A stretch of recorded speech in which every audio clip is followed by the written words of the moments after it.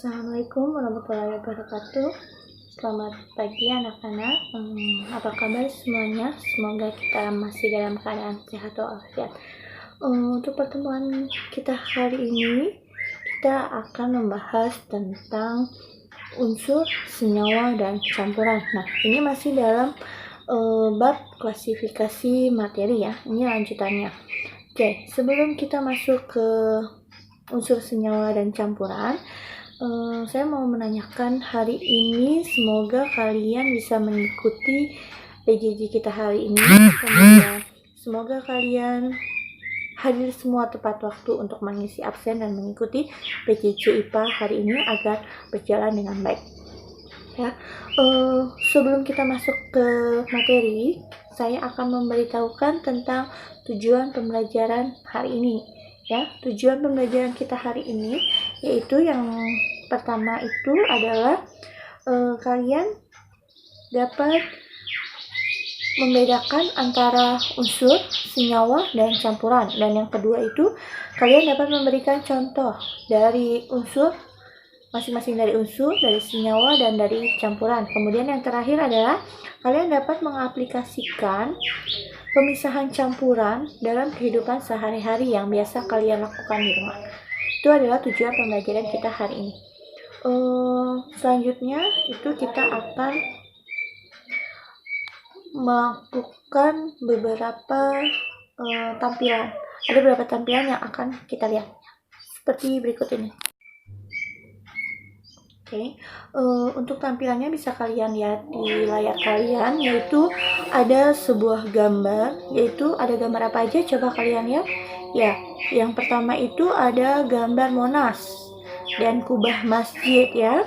Kemudian yang B itu ada gambar batang emas, dan yang C itu ada gambar emas yang ada di alam. Nah, dari ketiga gambar itu bisa kalian perhatikan baik-baik ya. Menurut kalian, apa yang kalian tangkap dari gambar yang ditayangkan atau ada yang gambar yang kalian sedang lihat? Coba. Yang pertama, di situ ada emas yang masih bentuknya batu. Kemudian setelah diolah, emas yang dalam bentuk batu itu kita dapat dari alam. Ya, kemudian bisa diolah menjadi emas batangan atau nanti diubah lagi menjadi sebuah perhiasan, bisa dalam bentuk kalung, cincin, dan sebagainya. Perhiasan yang biasa digunakan oleh kaum wanita ya. Kemudian setelah diolah lagi, ternyata selain menjadi perhiasan, emas juga dapat digunakan menjadi pelapis pada Monas, kemudian pada Masjid Kubah Emas yang ada di Depok. Nah, masih banyak lagi contoh-contoh pengaplikasian penggunaan emas. Nah, kalian tahu emas di alam itu jumlahnya memang terbatas sehingga harus bisa digunakan semaksimal mungkin. Kemudian emas yang ada di alam itu bisa diolah menjadi macam-macam bentuk. Nah, seperti yang tadi contohnya itu. Nah, selanjutnya kita lanjutkan materi. Ya, tadi adalah contoh dari emas yang ada di lingkungan kita atau di kehidupan kita sehari-hari. Selanjutnya kita mau tahu unsur itu apa sih sebenarnya. Nah, ada yang tahu unsur itu apa?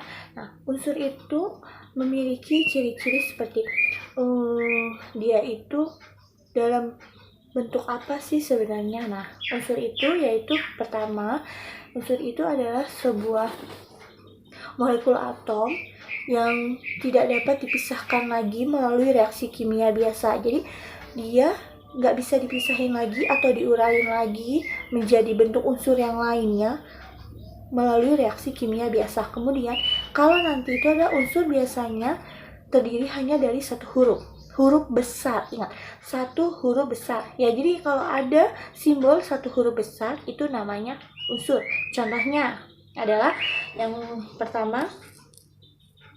Oke, sekarang saya akan memberikan contoh dari unsur. Ingat, unsur itu yang huruf besarnya hanya satu ya. Contoh dari unsur itu saya ambil adalah hidrogen. Hidrogen itu dia dari golongan 1A di tabel periodik. Hidrogen memiliki simbol H besar ya. H besar itu Hi. hidrogen. Selain hidrogen, ada lagi oksigen. Kemudian selanjutnya ada juga natrium, Na, ya. Nah, perhatikan. Untuk hidrogen, dia terdiri dari satu huruf besar, yaitu H. Kemudian oksigen, dia terdiri dari satu huruf besar juga, yaitu O simbolnya. Kemudian kalau natrium, dia ada dua buah huruf, tetapi huruf besarnya hanya satu, N-nya saja.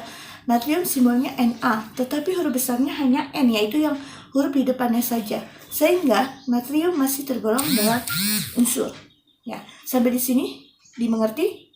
Oke, yang selanjutnya adalah tentang senyawa. Senyawa itu adalah gabungan dari beberapa unsur. Nah, jadi senyawa itu adalah misalkan dari dua buah unsur digabungkan, itu menjadi senyawa melalui reaksi kimia. Kemudian dari 3 unsur juga bisa, itu menjadi senyawa juga. Jadi lebih dari satu unsur, itu gabungan lebih dari satu unsur dinamakan sebagai senyawa. Ya, jadi berarti huruf besarnya itu lebih dari satu, bisa 2 ataupun bisa 3. Ya, kemudian dia digabungkannya dan nanti dipisahkannya lagi juga melalui reaksi kimia. Nah, sekarang saya kasih contoh untuk yang namanya senyawa. Nah, senyawa itu tadi gabungan dari beberapa unsur ya, atau ada 2 buah huruf besarnya. Misalkan di sini ada senyawa air. Air itu simbolnya adalah H. Contohnya itu adalah air. Air itu memiliki rumus kimianya itu adalah H2O. Ya, H2O itu air ya. Nah, perhatikan, kenapa air dibilangnya sebagai senyawa? Karena di dalam air itu ada beberapa unsur. Ada berapa unsur? Yaitu yang pertama adalah unsur hidrogen. Yang kedua adalah unsur oksigen. Jadi, si air ini termasuk ke dalam senyawa karena dia terdiri dari 2 buah unsur, yaitu unsur hidrogen dan unsur oksigen. Oke, sampai di sini paham? Ya. Saya kasih contoh selanjutnya. Selain air itu ada lagi nanti garam dapur. Garam dapur itu memiliki rumus NaCl, ya. Garam dapur memiliki rumus itu NaCl. Ini garam ya. Nah, kenapa garam itu termasuk ke dalam senyawa? Karena dia terdiri dari 2 buah unsur. Unsur apa aja di dalam garam? Yaitu unsur natrium dan unsur klorida. Jadi, garam dapur itu adalah sebuah senyawa karena di dalamnya itu ada unsur natrium dan unsur klorida, sehingga disebutnya natrium klorida. Ya, sampai di sini itu adalah beberapa contoh dari senyawa. Ya, sampai di sini bisa dipahami. Untuk selanjutnya itu ada campuran ya. Campuran itu ada campuran homogen dan campuran heterogen. Campuran itu apa sih? Campuran itu adalah gabungan dari beberapa unsur, dari beberapa senyawa yang ada di bumi ini atau ada di lingkungan ini, tapi dia bisa dipisahkan melalui reaksi kimia biasa. Nah, cara pemisahannya itu ada beberapa cara pemisahan campuran gula dengan air teh. Nah, kalau gula dicampurkan dengan air teh, jadinya apa? Ya, teh manis ya. Itu kita sudah melakukan sebuah pencampuran tanpa melakukan reaksi kimia, kan kita melakukan pencampuran itu. Nah, dari campuran itu kita bisa memisahkan campuran itu kembali tanpa melalui reaksi kimia juga, yaitu dengan ada 5 cara pemisahan campuran. Yang pertama itu adalah dengan cara filtrasi ya. Yang kedua itu dengan cara destilasi. Kemudian sublimasi. Keempat adalah kristalisasi. Kemudian ada kromatografi. Ya. Untuk pemisahan campuran ini, filtrasi itu dengan cara penyaringan. Ya, kemudian kalau destilasi dengan cara dipanaskan dan diuapkan, sublimasi juga dengan cara dipanaskan, kristalisasi juga dengan pemanasan dan penguapan, kromatografi dengan cara memisahkan campuran dari dua warna yang dominan. Nah, biasanya kalau filtrasi itu dilakukan ketika kita mau memisahkan sebuah larutan atau sebuah campuran yang memiliki ukuran partikel yang berbeda. Jadi kita mau memisahin dari yang partikelnya besar semuanya, kemudian partikelnya kecil semuanya. Contohnya kita mau memisahkan pasir dari batu kerikil. Nah, kita dengan cara filtrasi, yaitu dengan cara penyaringan, dengan kita saring atau kita ayak. Kemudian kalau kita mau membuat garam dari air laut, nah berarti dengan cara pemisahannya gimana? Ya, dengan cara kristalisasi, yaitu pertama air lautnya ditampung, kemudian dipanaskan atau dijemur, ya kan? Dia akan menguap, ya kan?